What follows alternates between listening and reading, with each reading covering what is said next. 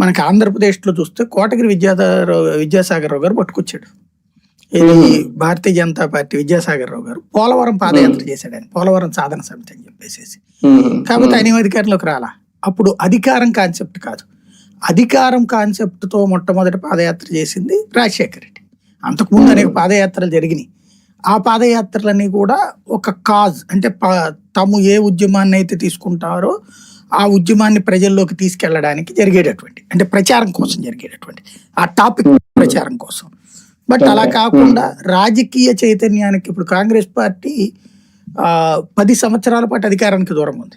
ఇది 1989-94 మధ్యలో అధికారం చేసినప్పుడు 3 ముఖ్యమంత్రులు మారడం అది జరిగింది. 94 తర్వాత ఎన్టీ రామారావు భారీ మెజార్టీతో గెలవడం 2/3తో, ఆ తర్వాత 99లో మళ్ళీ భారీ మెజార్టీతో చంద్రబాబు నాయుడు గెలవటం.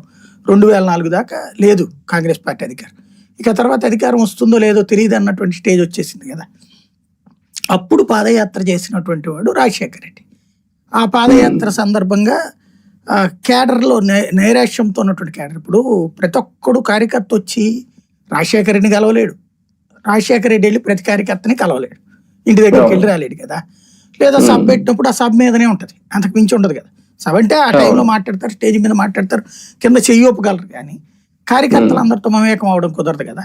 అదే రాత్రి తెల్లవారులు జనం మధ్యలోనే ఉంటే ఆ ఏరియాకి సంబంధించిన కార్యకర్తలందరూ ఏదో ఒక గంటలో అయితే కనీసం చేయకండి ఇచ్చిపోతారు కదా. కాస్త ఏదో ఒక మొక్కళ్ళు అడుగుతారు, వీళ్ళు మాట్లాడతారు, సమాధానం చెప్పడం, సంథింగ్ ఏదో ఉంటది. ఒక అంటే మనం పెళ్ళిళ్ళకి ఫంక్షన్కి వెళ్ళినప్పుడు మన బంధువులైనా స్నేహితులైనా పొద్దునుండి రాత్రి దాకా వాళ్ళతోనే కావలిచ్చి కూర్చోం కదా. ఆ పొద్దునుండి రాత్రి దాకా 4-5 సార్లు చూసుకున్నప్పుడు ఏదో ఒక మాట మాట్లాడుకుంటాం. ఇట్లా 4 సార్లు కలిసినప్పుడు ఆ బంధం పెరుగుతుంది. అట్లాగా బంధం పెంచుకున్నాడు రాజశేఖర రెడ్డి.